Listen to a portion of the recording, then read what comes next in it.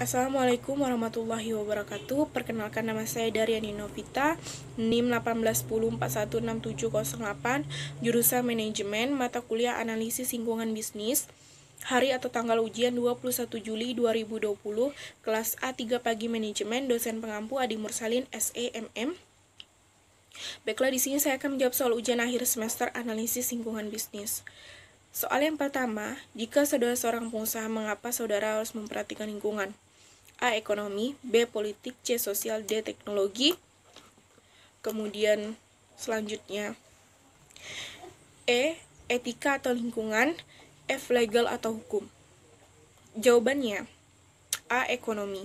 Lingkungan ekonomi bisnis merupakan suatu situasi dan kondisi, ruang, waktu, langsung, realitas yang berkaitan dengan urusan pemenuhan kebutuhan dengan satuan moneter untuk menjalankan usaha baik profit maupun non-profit. Lingkungan ekonomi adalah kondisi ekonomi di negara tempat organisasi internasional beroperasi. Faktor-faktor yang mempengaruhi lingkungan ekonomi. Pertumbuhan ekonomi mencerminkan perubahan dalam tingkat aktivitas ekonomi secara umum. Pertumbuhan ekonomi dibedakan menjadi dua, yaitu pertumbuhan ekonomi yang kuat dan pertumbuhan ekonomi yang lemah. Stabilitas ekonomi adalah kondisi di mana jumlah uang yang tersedia dalam sistem ekonomi dan kuantitas barang dan jasa yang diproduksi di dalamnya tumbuh kira-kira pada tingkat yang sama. Faktor-faktor yang dapat mengancam stabilitas ekonomi, yang pertama yaitu inflasi. Yang kedua, nilai tukar. Tingkat suku bunga. Yang keempat, pengangguran. Yang kelima, sumber daya dan produk. Yang keenam, pembangunan ekonomi di berbagai negara dan wilayah di dunia sangat beragam. Kemudian B. Politik. Dalam berbisnis, melewati penting mempertimbangkan risiko politik dan pengaruhnya terhadap organisasi. Hal ini perempuan sisa karena perubahan dalam suatu tindakan juga kebijakan politik di suatu negara bisa menimbulkan dampak besar pada sektor keuangan dan kemajuan negara tersebut. Risiko politik umum kira erat dengan mempertahankan pemerintah juga sejauh politik dan keamanan di suatu negara. Setiap tindakan dalam organisasi bisnis adalah politik, kecuali organisasi amal autososial. Faktor-faktor tersebut menentukan kelancaran berlangsungnya suatu bisnis. Oleh karena itu, jika sejauh politik mendukung, maka bisnis secara umum akan berjalan dengan biasanya. Dari segi 4 pasar saham, sejauh politik yang kondusif akan membuat harga saham naik. Memang jika sejauh politik tidak menentu, maka akan menimbulkan tidak istirahat dalam bisnis.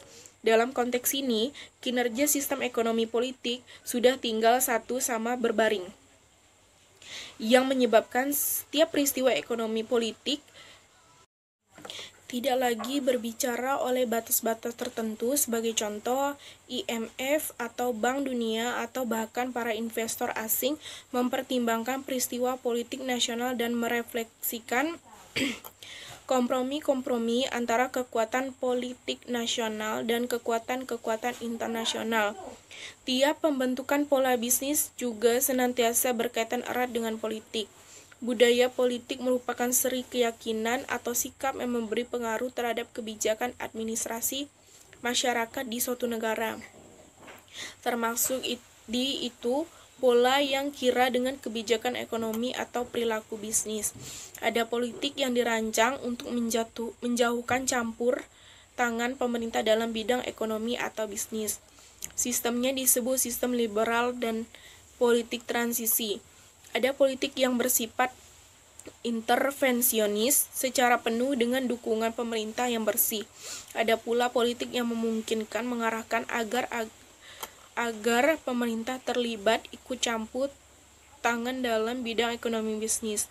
Indonesia lebih membahas pada pola terakhir, yaitu pemerintah terlibat atau turut campur tangan dalam bisnis. Hal ini bisa dilihat dalam hukuman, juga kebijakan-kebijakan yang dikeluarkan pemerintah untuk menunjang kemajuan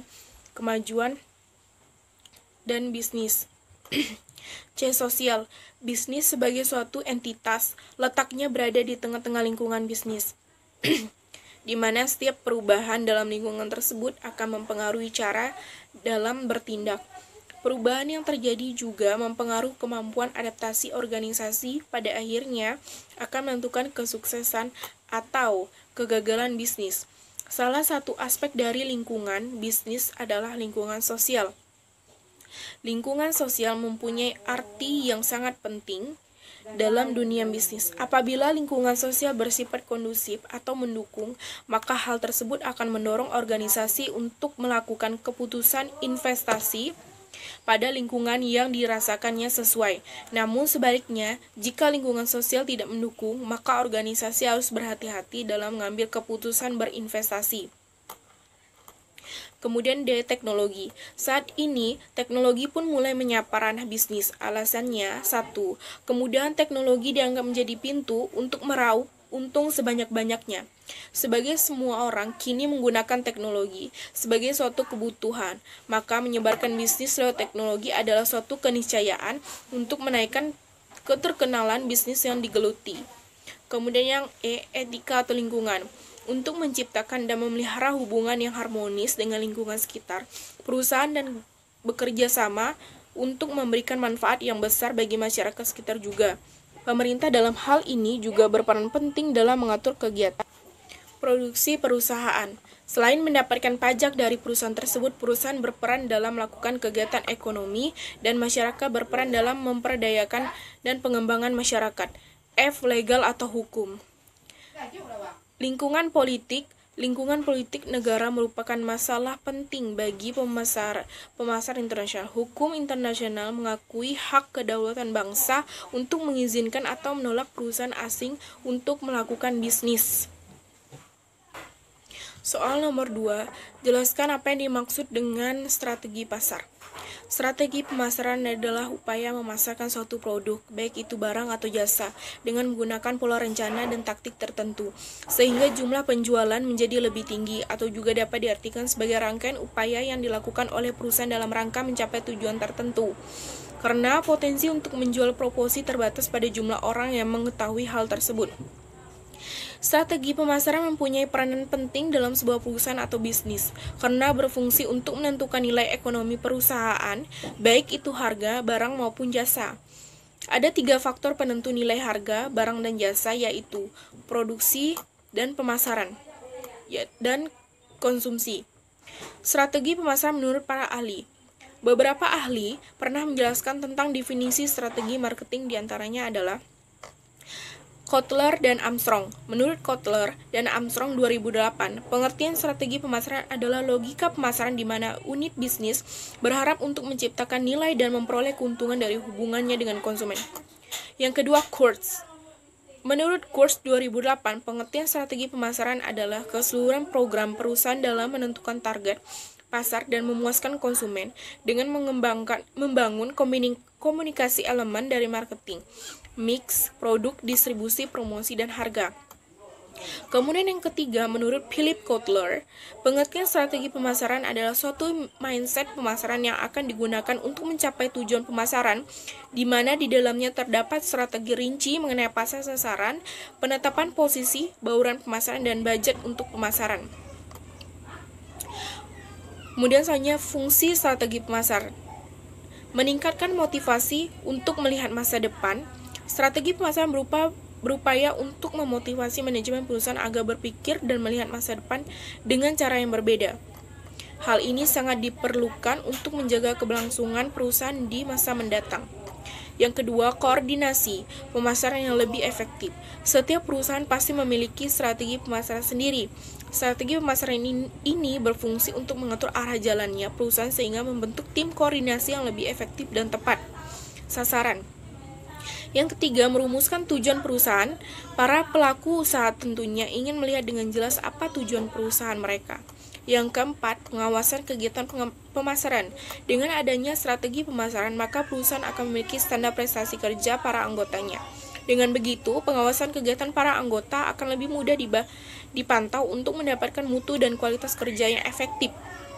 Tujuan strategi pemasaran. Secara umum, setidaknya ada 4 tujuan strategi pemasaran. Yang pertama, untuk meningkatkan kualitas koordinasi antara individu dan tim pemasar. Kemudian yang kedua sebagai alat ukur hasil pemasaran berdasarkan standar prestasi yang telah ditentukan. Yang ketiga sebagai dasar logis dalam mengambil keputusan pemasaran. Kemudian yang keempat untuk meningkatkan kemampuan dalam beradaptasi bila terjadi perubahan dalam pemasaran. Kemudian soal nomor 3, jelaskan apa yang dimaksud dengan strategi bukan pasar atau non-market strategi. Strategi non-pasar ini adalah strategi yang digunakan perusahaan dalam persaingan yang bukan strategi pasar. Banyak perusahaan terlibat dalam strategi non-pasar sehingga mereka dapat keluar dari pesaing mereka di pasar atau untuk mengamankan monopoli pasar. Beberapa strategi non-pasar umumnya digunakan perusahaan adalah media dan pengguna politik untuk melobi pengaruh pasar. Lobi politik adalah strategi di mana perusahaan menggunakan kelompok lobi yang berorientasi politik untuk mendapatkan akses ke pembuatan keputusan terutama dari pemerintah. Kelompok lobi melobi perusahaan dengan pergi ke media atau stasiun TV dan radio. Untuk melobi perusahaan dengan demikian, kelompok lobi menggunakan politisi dengan media untuk mendorong kebijakan organisasi dan mengakses pembuatan keputusan dan juga menggunakan media untuk menghidupkan dukungan bagi praktisi bisnis organisasi. Sebagai contoh yang baik dari perusahaan-perusahaan semacam itu yang menggunakan lobby politik dan media untuk mendapatkan dukungan dan masuk pasar ditemukan di Amerika Serikat.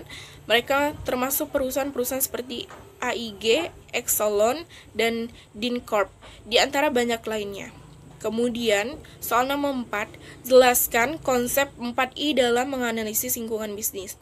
Dalam merumuskan strategi, maka terlebih dahulu harus melakukan analisis lingkungan dengan maksud untuk menyesuaikan dan dengan keunggulan dan kelemahan yang dimiliki perusahaan. Sebelum membicarakan segala sesuatu mengenai lingkungan bisnis, maka hendaklah dimengerti terlebih dahulu beberapa istilah yaitu sebagai berikut. Lingkungan eksternal adalah faktor-faktor yang berada di luar jangkauan perusahaan yang dapat menimbulkan suatu peluang atau ancaman. Analisis perusahaan, penelusuran peluang atau ancaman sampai ke pangkalnya. Analisis lingkungan bisnis adalah suatu perusahaan digunakan perencanaan strategi untuk memantau lingkungan bisnis dalam menentukan peluang atau ancaman. Komponen analisis lingkungan bisnis. Yang pertama ada scanning, mengidentifikasi petunjuk awal dari perubahan dan kecenderungan lingkungan bisnis. Kemudian yang B, monitoring, mendeteksi arti melalui observasi terus-menerus atas perubahan dan kecenderungan lingkungan bisnis.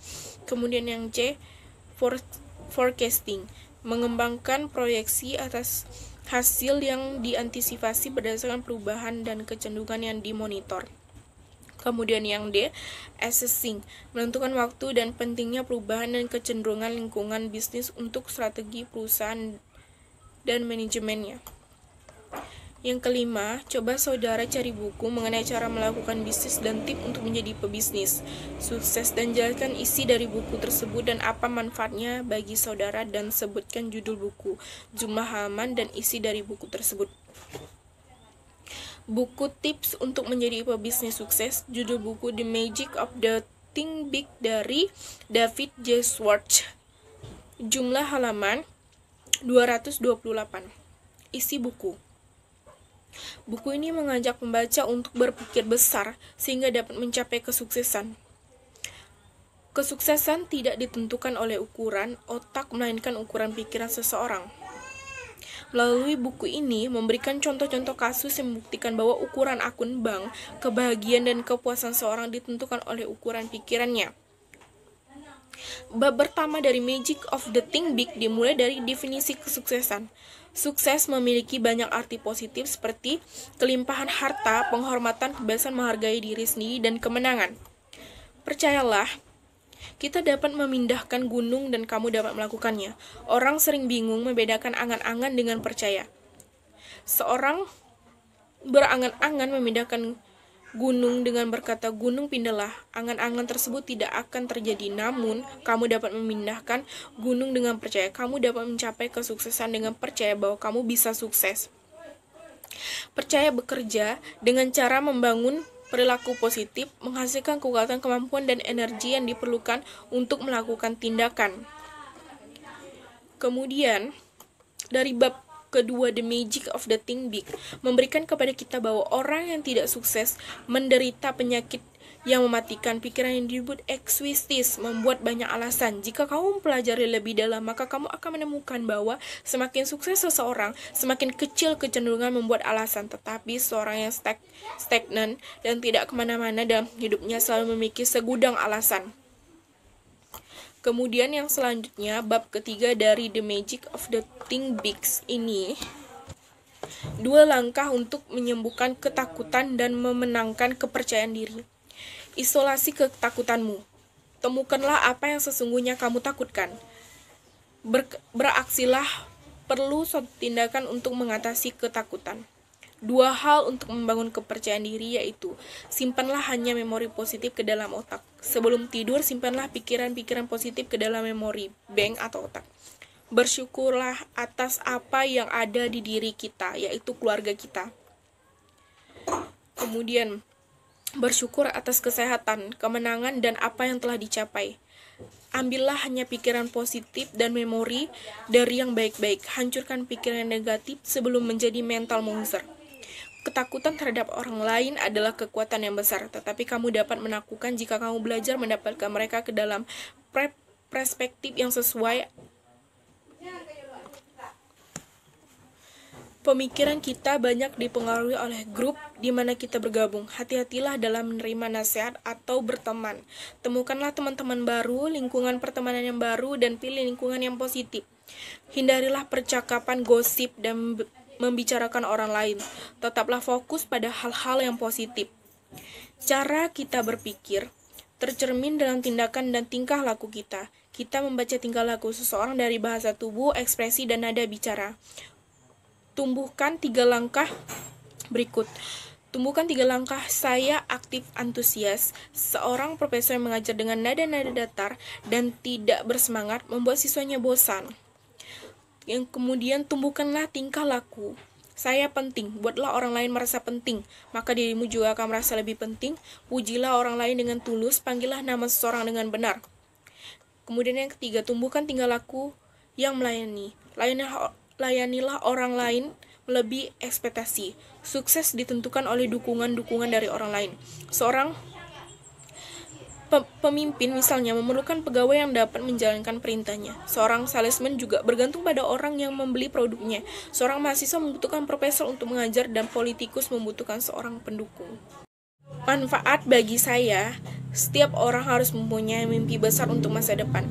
Tidak dipungkiri, semua pengusaha sukses meraih cita-citanya berangkat dari sebuah impian.